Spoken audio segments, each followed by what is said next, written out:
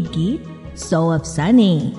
Radio playback India लेकर आता है हर हफ्ते हिंदी फिल्मों के किसी एक गीत से जुड़े कुछ मजेदार किस्से, कुछ रोचक कहानियां। एक गीत 100 अफसाने। Radio playback India. नमस्कार दोस्तों, एक गीत 100 अफसाने की एक और कड़ी के साथ हम फिर हाजिर हैं। कबूल करें संज्ञा का नमस्कार। आज के अंक के लिए हमने चुना है वर्ष 1973 की कम चर्चित फिल्म एक मुट्ठी आसमान का शीर्षक गीत हर कोई चाहता है एक मुट्ठी आसमां। किशोर कुमार की आवाज, गीत इंदिवर और संगीतकार मदन मोहन। क्यों इस फिल्म के लिए तय हुआ बस एक गीत? क्यों 5-5 अंतरे रखे गए इस गीत में? फिर उसके बाद एक और युगल गीत की गुंजाइश कैसे बनी? ऐसे भागम भाग में रिकॉर्ड हुआ एक मुट्ठी आसमान का ये शीर्षक गीत, हर क्यों राहुल देव बर्मन को भाग कर आना पड़ा मदन मोहन की रिकॉर्डिंग पर? ये सब कुछ आज के इस अंक में। विश्वसनीय सूत्रों से प्राप्त जानकारियों और सुजॉय चैटर्जी की निरंतर खोजबीन से इकट्ठा किए गए तथ्यों से परिपूर्ण है हमारा आज का ये अंक भी। प्रस्तुत कर रही हैं पूजा अनिल।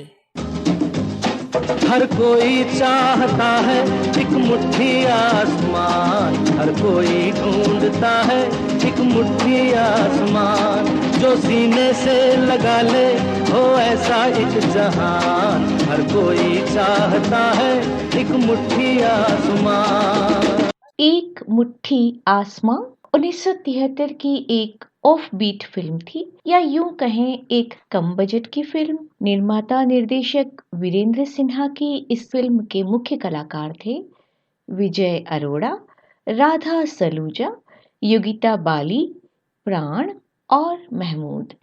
वीरेंद्र सिन्हा मूलतः एक संवाद लेखक थे जिन्होंने हिमालय की गोद में, दो बदन, मिलन, कल आज और कल तथा जहरीला इंसान जैसी चर्चित फिल्मों के संवाद लिखे हैं। बतौर निर्माता उनकी केवल 3 फिल्में आईं: बुनियाद, जहरीला इंसान और एक मुट्ठी आसमां। दोस्तों, किशोर कुमार की आवाज के प्रति अत्यधिक लगाव के कारण वीरेंद्र सिन्हा ने अपनी इन तीनों फिल्मों में उनसे ही गाने गवाए। 1972 की फिल्म बुनियाद के बुरी तरह असफल होने के बाद एक मुट्ठी आसमां के लिए उनका बजट और कम हो गया। तो दोस्तों, इतनी तंग हालातें थीं कि सोच विचार के बाद यह निर्णय लिया गया कि फिल्म में केवल एक ही गीत रखा जाएगा, जो फिल्म का शीर्षक गीत भी होगा और किशोर कुमार की आवाज में ही होगा। इस गीत के अलग अलग अंतरे पूरी फिल्म में कई बार आते रहेंगे, तो गीत की कमी पूरी होती रहेगी। इस एक गीत के लिए गीतकार इंदिवर और संगीतकार मदन मोहन को कार्यभार सौंपा गया। साथियों, फिल्म की कहानी और अलग अलग सिचुएशन के हिसाब से इंदिवर ने गीत के सारे अंतरे लिखे, और जब सारे अंतरे और इंटरल्यूड म्यूजिक को जोड़ा गया तो गीत की कुल अवधि बनी करीब करीब 9 मिनट और 25 सेकंड। गीत का मुखड़ा सभी को बहुत पसंद आया। हर कोई चाहता है एक मुट्ठी आसमां, हर कोई ढूंढता है एक मुट्ठी आसमां, जो सीने से लगा ले हो ऐसा एक जहां, हर कोई चाहता है एक मुट्ठी आसमां। साथियों, गीत का एक हिस्सा प्राण पर फिल्माया गया और बाकी नायक विजय अरोड़ा पर। गीत के अलग अलग हिस्सों की लय भी अलग थी, यानी धीमी लय, मध्यम लय और द्रुत लय।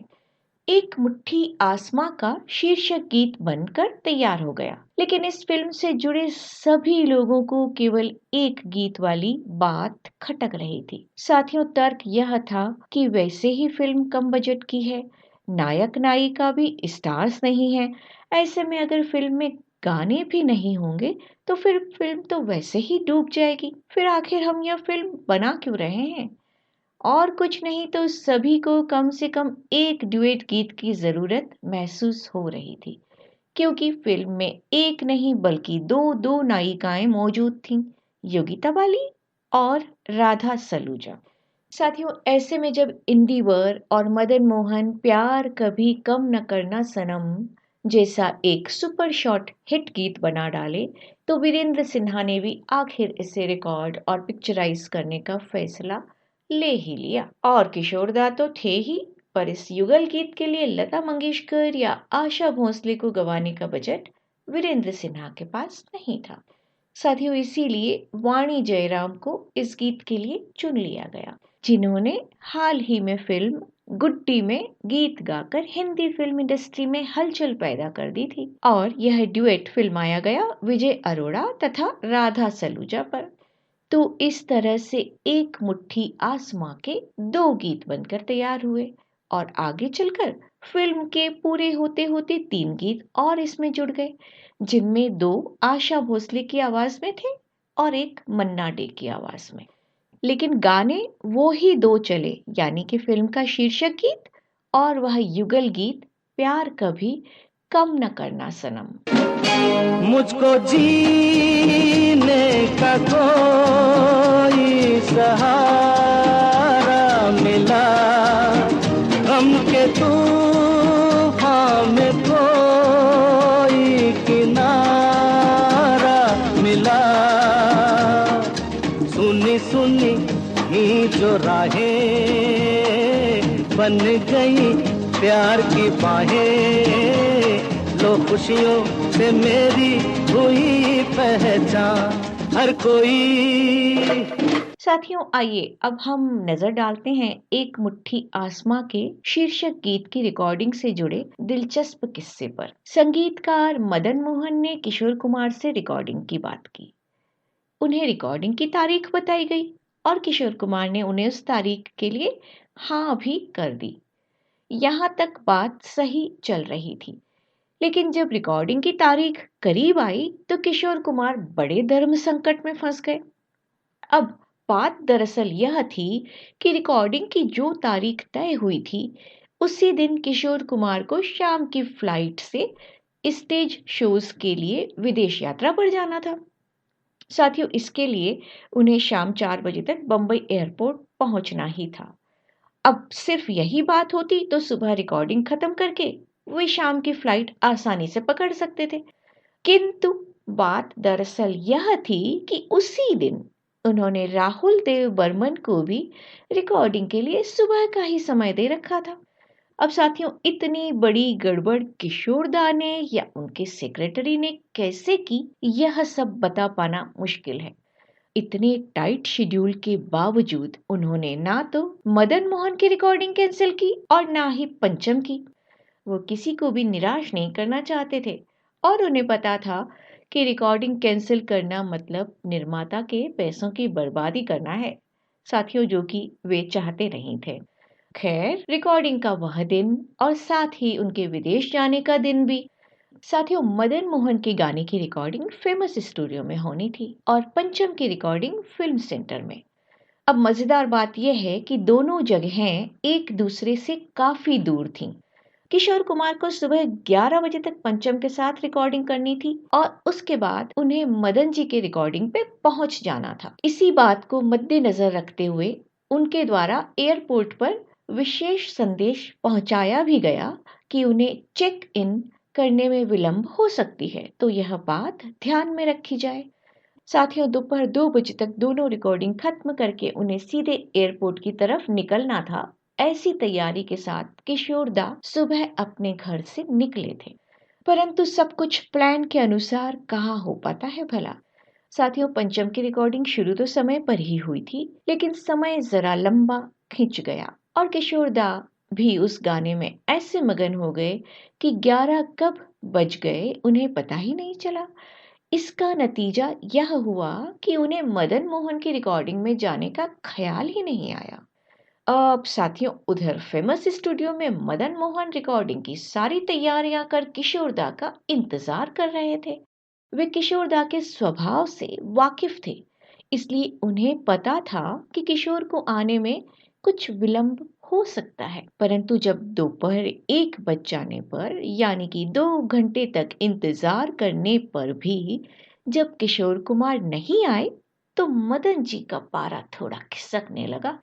दोस्तों, किशोर दा के घर टेलीफोन करने पर उन्हें पता चला कि वे फिल्म सेंटर गए हैं। मदन साहब ने किशोर कुमार को बुलवाने के लिए अपने एक सहायक को फिल्म सेंटर भेजा। उस शख्स ने वहां पहुंचकर जब किशोर कुमार को बताया कि मदन साहब उनका स्टूडियो में इंतजार कर रहे हैं गुस्से में, तो किशोर कुमार के होश ठिकाने आ गए। दोपहर हो चुकी थी, शाम को फ्लाइट भी पकड़नी थी और इधर पंचम के गाने का कुछ काम बचा हुआ था। अब करें तो क्या करें? तब किशोर कुमार ने सोचा कि पंचम तो दोस्त है, उसे तो वो किसी न किसी तरह संभाल ही लेंगे, लेकिन मदन मोहन को संभालना भारी पड़ जाएगा। साथियों, इसलिए वो पंचम के इधर उधर होते ही चुपचाप पीछे के दरवाजे से भाग निकले और सीधे फेमस स्टूडियो पहुंच गए। वहां पहुंचकर मदन मोहन जी से माफी मांगी और रिकॉर्डिंग की प्रक्रिया शुरू हुई। अब दूसरी तरफ देखिए, इधर जब पंचम को पता चला कि किशोर कुमार स्टूडियो में नहीं दिख रहे हैं, तो उन्होंने किशोर की तलाश शुरू कर दी। साथियों, काफी देर खोजने के बाद पंचम को पता चला कि मदन जी का एक सहायक वहां आया था और उन्हें फेमस स्टूडियो ले गए हैं। अब फेमस स्टूडियो भागने की बारी पंचम की थी। वहां पहुंचकर देखा कि किशोर कुमार मदन जी का गाना रिकॉर्ड कर रहे हैं। अब दोनों म्यूजिक डायरेक्टर्स को एक साथ आमने सामने देखकर किशोर कुमार डर गए। वे तुरंत पंचम के पास आए और उनसे अनुरोध किया कि उन्हें थोड़ा समय दे दें, बस इनका गाना पूरा करते ही तुम्हारे पास आता हूँ और तुम्हारा गाना पूरा करके ही मैं फ्लाइट पकड़ूंगा। इस तरह किशोर ने पंचम को किसी तरह शांत करके वापस भेज दिया और मदन मोहन के पास जाकर बोले कि माफ कीजिए, मैं आपकी रिकॉर्डिंग के बारे में भूल ही गया था और उधर पंचम का गाना भी अधूरा छोड़कर आया हूँ। अगर हो सके तो थोड़ा जल्दी कर लीजिए ताकि विदेश जाने से पहले उनका गाना भी रिकॉर्ड हो जाए, वरना वो अटक जाएगा। साथियों, तब मदन मोहन ने फटाफट रिकॉर्डिंग शुरू की और एक टेक में यह इतना लंबा गीत रिकॉर्ड हो गया और बन गया किशोर कुमार का एक मास्टरपीस गीत। किशोर वहां से फटाफट पंचम के पास भागे और उनका गाना भी कंप्लीट किया। इस तरह भागम भाग में रिकॉर्ड हुए 2 गीत। एक तो था हर